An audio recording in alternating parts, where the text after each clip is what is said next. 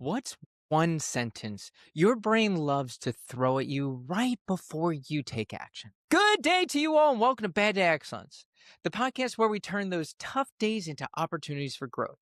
I'm Brian Walsh, an optimist with over a decade of experience in marketing, leadership, and personal transformation.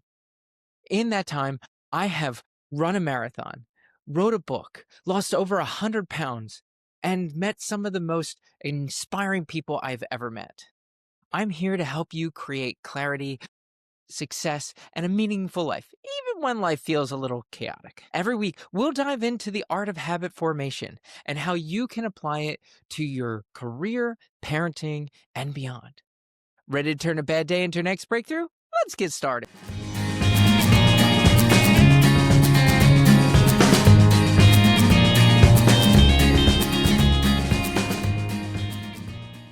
We all have that thought that tends to sneak in, the I'm not ready, or what if I mess up? Left on repeat, these thoughts can cut right through our confidence. Today, we'll break down how repeating self doubt gets wired into your brain and how you can interrupt that with a simple habit loop shift that rebuilds your trust in yourself. The word abracadabra is something we've heard magicians speak to make something magical happen. In fact, my 4-year-old will magically open the garage door with these very words. He lights up every single time it happens because he believes this phrase has power. And he's right, just not about opening the garage door. Of course, don't tell him this, but my wife is the one on her phone hitting that button. So let's get down to the root. It's believed that this word comes from the Aramaic phrase abracadabra, which translates loosely to I will create as I speak. The same happens when you repeat thoughts. The thoughts, they may only be internal speak, but your brain takes them as truth, begins to create this self-doubt in reality. It's kind of like reps in the gym. They build hesitation instead of strength. Confidence isn't lost all at once. It's actually eroded by small avoided action. It's the moments you get to the edge and you freeze and you decide to walk away or do nothing.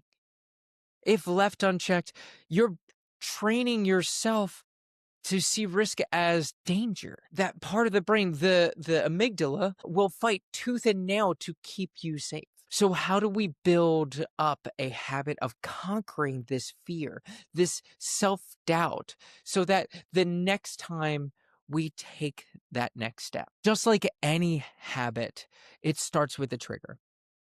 In this case, it's the knee-jerk thought that comes flooding forward as soon as we're about to do something new or uncomfortable. It's that don't mess this up inner voice. Someone with self-doubt may respond with the action to avoid, delay, or distract instead of acting and moving forward.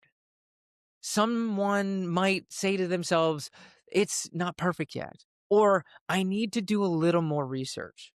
I read once that perfectionism is procrastination with a PhD. I love this saying, and I have definitely paused from launching something because it just wasn't right. Which, mind you, the client would never have been able to tell the difference between what I didn't send and what I did. We've identified this trigger as that flooding thought. So now we know what to look for, right? But what's that following action? The actionable response might be, avoiding or not sending. Now, what is the prize? What are we actually gaining from this? Why are we doing this to ourselves? It's short-term relief.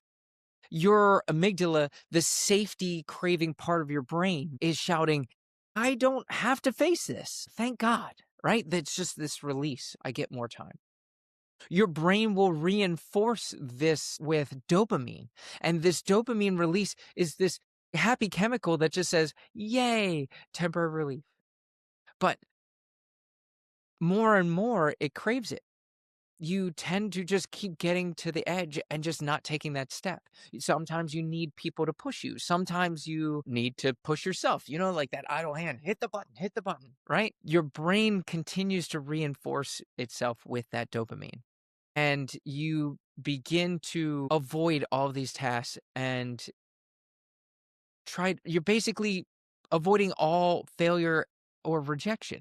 So now that we've identified the full tap cycle, again, that flooding thought, you're about to launch something, the flooding thought of it's not perfect yet, right? And then that action of stepping away or going back to the drawing board and the prize of the temporary relief. Now we know the full cycle. We can make one tiny tweak to break it all. To, yes, acknowledge that thought. But what is that one little tweak where our action tends to now end up with a better prize? So let me just walk you down that path, okay? First, what we need to do is we need to create a tiny win. I love tiny wins because they're just a lot of times they're really automatic. You don't have to think. They're just something so small or some action that you're already planning to do within this project process. And it will help you just check the box. As soon as you check a box, you feel amazing. So you need to insert this tiny action in between the trigger and the action to create that momentum you need to really do the action that you need and gain an even better prize, which is progress, not perfection. Okay, let's walk through this scenario. Think of a repeating self-doubt thought that shows up often. Say it out loud once. It's not done yet. Or I don't think they'll like it. Or what if they don't like it? And then what if you add, let's say, I'll do a 2-minute step away. Like, so you repeat your self-doubt saying and then add an actionable item. Something that's really simple. I'll do a 2-minute step away. I'll write one line. I'll do anything. Here's another example. So the whole statement might sound like, what if I fail? And I'll write a first sentence anyway. So you're saying, well, what if I fail? But what if I just write one sentence? Sit with the feeling, breathe, take a micro action right now. I'm listening to Mel Robbins' book, The Let Them Theory. By the way, this is an awesome book. I highly recommend it. I'm doing the audiobook and it feels like I'm just chatting with her in my living room. She mentions about what is an emotion from a science perspective. An emotion is a chemical reaction in the brain that lasts about 6 seconds.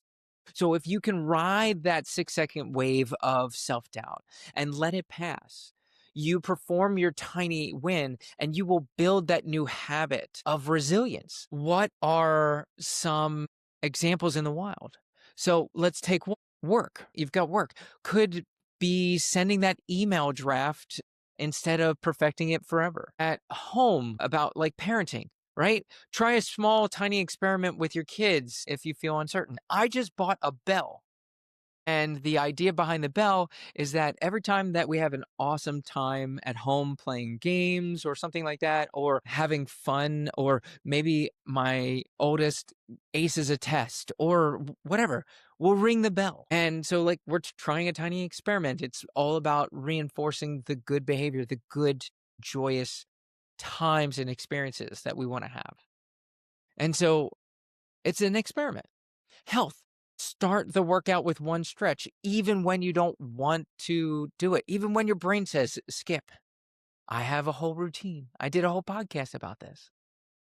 Money. Review your bank app for 60 seconds instead of avoiding it, right? Like if you know you're not doing well, force yourself. Just set a timer, 60 seconds. Just take a look, right? These progress over perfection actions will help to reinforce your new habit and your new identity. My favorite 2 words of the English language is I am. So let's abracadabra this bee and create our new identity by saying, I am resilient. It's that time in the episode where I shared this week's challenge. All I want you to do is identify and write down your top repeating self-doubt phrases.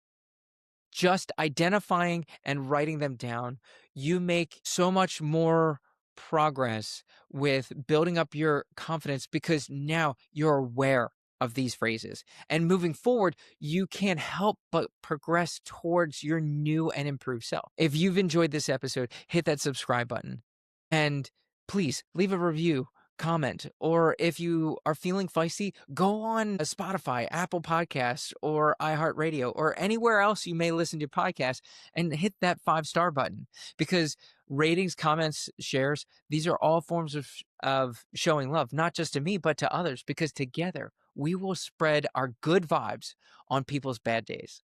I'm Brian Walsh, your guide to habit crafting and biggest champion. Thanks for listening, Bad Day Excellence. See you next time.